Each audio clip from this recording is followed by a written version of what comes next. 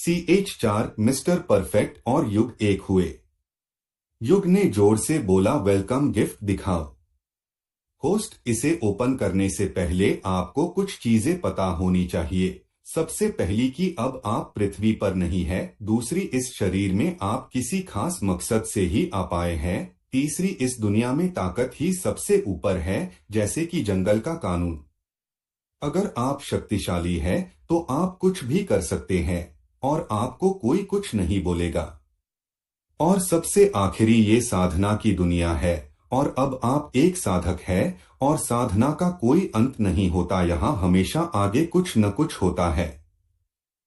युग इतनी सारी बातों को एक एक करके अच्छे से दिमाग में बैठा रहा था, क्योंकि ये सब चीजें उसके लिए बेहद जरूरी थी, क्योंकि उसने देख लिया था कि इस आश्रम को ताकतवर लोगों ने कैसे तोड़ दिया और उस आश्रम के प्रिंसिपल्स और सभी साथी शिक्षकों को मौत के घाट उतार दिया था, लेकिन अब तक कोई देखने भी नहीं आया था। ये सब चीजें पृथ्वी पर बहुत बड़ी घटना होती, लेकिन यहाँ ये सब आम बात थी। युग ने कहा और वो मिस्टर परफेक्ट की यादों को और अच्छे से देखने लगा और उसे दिमाग के भाग में अच्छे से संजोकर रखने लगा, क्योंकि उसने अब उसका शरीर लिया था तो वो दोनों एक ही थे। फिर युग को कुछ महसूस हुआ और वो बोला, मैं ही एमआर परफेक्ट हूं और मैं ही युग हूं। हम दोनों अलग अलग नहीं, हम दोनों ही एक है। डिंग, परफेक्ट सोल कनेक्टिंग। युग ने इन मैसेज को अनसुना किया, क्योंकि उसे परम ज्ञान की अनुभूति हो रही थी। वो ध्यान मुद्रा में बैठ गया और तभी आसमान से एक सुनहरी बिजली उसके शरीर पर गिरी, लेकिन युग को कुछ महसूस नहीं हुआ। वो तो वैसे ही ध्यान मुद्रा में बैठा रहा और फिर एक के बाद एक कई बिजलियां उस पर गिरती रही। ऐसा लग रहा था मानो आसमान को युग से नफरत हो गई थी और वो युग को मिटाना चाहता हो, लेकिन चीजें उससे बिल्कुल विपरीत थी। वो पूरा क्षेत्र बिजलियों का घर बन गया था। उस जगह के लगभग 15 से 20 किलोमीटर तक हर जगह बिजली गिर रही थी। जब उस क्षेत्र के शक्तिशाली लोगों को इतनी खतरनाक बिजली आभा महसूस हुई तो वो भी भागे भागे उस दिशा में दौड़े, लेकिन जब वो बिजली वाले क्षेत्र में एक कदम आगे बढ़े तभी एक जोरदार बिजली सीधी उनके ऊपर गिरी और सामने जा रहे 4 ताकतवर व्यक्ति के मौके पर ही मौत हो गई। यहाँ तक कि उनके शरीर के सारे अंग भी जलकर राख हो गए। ये देखकर किसी ने भी इस क्षेत्र में जाने की हिम्मत नहीं की, उल्टा वो उस जगह से और दूरी पर जाकर खड़े हो गए। वही खड़े कुछ 10-15 लोग आपस में ही कानाफूसी करने लगे। एक बोला, अरे इसी क्षेत्र में विधु आश्रम आता था ना? दूसरे व्यक्ति ने कहा, हाँ आता तो इसी क्षेत्र में है, लेकिन क्या तुम्हें लगता है कि इस बिजली की बारिश में वो बचा होगा? तीसरी व्यक्ति हंसते हुए बोला, अच्छा ही है ना, अगर वो आश्रम खत्म हो गया तो इससे हम लोगों पर कोई शक नहीं करेगा। उल्टा लोगों को लगेगा कि वो सब जलकर यही मर गए होंगे। अब तो हम किसी को कोई जवाब भी देने की जरूरत नहीं है। वो सभी लोग आपस में सहमत हो गए। वो सभी वही लोग थे जिन्होंने विधु आश्रम को तबाह किया था। मिस्टर परफेक्ट के हत्यारे भी इनमें से ही एक था, जो कि उस आश्रम के प्रिंसिपल्स का खास छात्र था, जिसने बस अपने गुरु की पुश्तैनी विरासत के लिए उनकी हत्या की थी। उस छात्र का नाम सोहम खन्ना था। उसकी ओर देखते हुए उन सभी में से एक बोला, अब तो तुम्हें इस तलवार के लिए किसी को कुछ सफाई देने की भी जरूरत नहीं है। सोहम उस आदमी की ओर देखते हुए बोला, वो कैसे? वो आदमी रहस्यमयी मुस्कान चेहरे पर बिखेरते हुए बोला, अरे सिंपल है ना, अब तो निर्मय मिस्टर परफेक्ट का असली नाम भी मर गया है और इतनी घनी बिजली में उसकी लाश भी नहीं मिलेगी। अगर कोई तुमसे पूछे कि ये तलवार तुम्हारे पास कहाँ से आई तो तुम बोल देना ये निर्मय ने तुम्हें उसके पसंदीदा शिष्य के रूप में दी थी और कोई तुम पर कोई शक नहीं करेगा। तभी वहां कई सैनिक एकदम सुनहरे कपड़े पहने हुए आए और उनको देखते हुए सभी लोग पीछे खड़े हो गए। एक आदमी बोला, अरे ये तो महाराज है ना? दूसरा बोला, हाँ ये तो वही है, और इन्हें तो आना ही था। इनके राज्य में बिजलियों की बारिश हो रही हो और ये ना आए, ऐसा कैसे हो सकता है। तभी तीसरा बोला, अरे नहीं बेवकूफ, महाराज विधु आश्रम के प्रिंसिपल के अच्छे दोस्त थे। वो तो ये भी चाहते थे कि मिस्टर परफेक्ट उनके परिवार में शामिल हो जाएं और उनके राजकाज में उनका साथ दे, लेकिन मिस्टर परफेक्ट ने वो ठुकरा दिया क्योंकि उन्हें आश्रम ज्यादा प्यारा था। महाराज में आते ही जोरदार आवाज में कहा, आज से ये प्रतिबंधित क्षेत्र है। कोई भी इस क्षेत्र की 50 किलोमीटर की क्षेत्र में भी दिख गया तो उसे मार दिया जाएगा। ये क्षेत्र विधु आश्रम के अंतर्गत आता है। यदि कोई विधु आश्रम का व्यक्ति आएगा तो हम उसे ये क्षेत्र सम्मान सहित दे देंगे।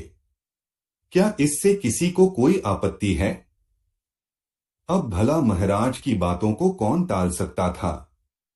किसी ने भी कुछ नहीं कहा। महाराज ने फिर कहा, तो फिर राय हुआ, अब आप लोग यहां से जा सकते हैं। सभी लोग एक एक करके वहां से चले गए। महाराज कुछ देर तक वहां खामोश खड़े रहे। किसी को नहीं पता था कि वो क्या सोच रहे हैं। किसी सैनिक ने भी उन्हें कुछ नहीं कहा। तभी एक व्यक्ति जो बहुत बूढ़ा था, जिसकी सफेद बाल और लंबी दाढ़ी थी, वो कहीं से प्रकट हुआ और महाराज के सामने जाकर खड़ा हो गया और उसके कंधे पर हाथ रखते हुए बोला, चलो अमर, चलते हैं। दरअसल महाराज का पूरा नाम अमर प्रताप चौधरी था। उनके सामने खड़ा व्यक्ति उसके पिता था और वो इस क्षेत्र के सबसे शक्तिशाली व्यक्ति भी माने जाते थे।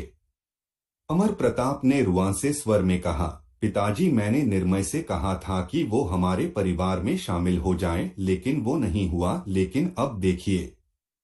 उसके पिताजी ने भी उसका हौसला बढ़ाते हुए कहा, कोई बात नहीं, हर व्यक्ति को एक न एक दिन जाना ही होता है। हाँ, निर्मय बहुत जल्दी चला गया।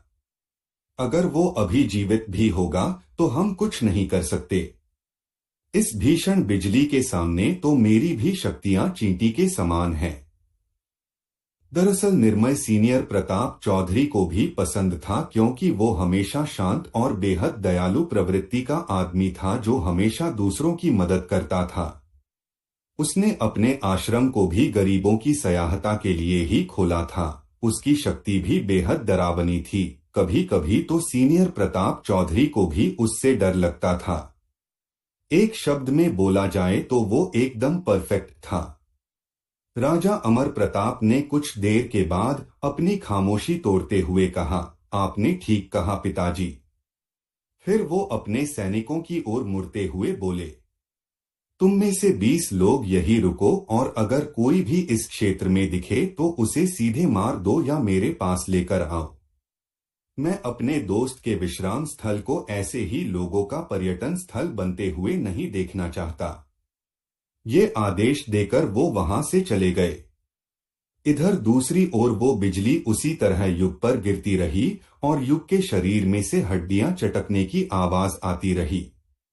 ऐसा ही लगातार 2 दिनों तक चलता रहा। फिर जाकर वो बिजली शांत हुई। युग ने फिर अपनी आंखें खोलकर देखा तो अपने आसपास से उसे जलने की बदबू आ रही थी। दूर दूर तक जली हुई चीजें ही दिख रही थी। फिर भी उसे कोई हैरानी नहीं हुई। उसे देखकर ऐसा लग रहा था मानो अब वो पूरी तरह बदल गया हो। ऐसा लग रहा था मानो अब वो एक बकरी के बच्चे से एक खूंखार शेर बन गया हो, लेकिन उसका रूप अब और कम उम्र का दिखने लगा। वो 30 वर्ष के मर्द के रूप से सीधा अब कोई 16 से 17 वर्ष का बच्चा दिख रहा था।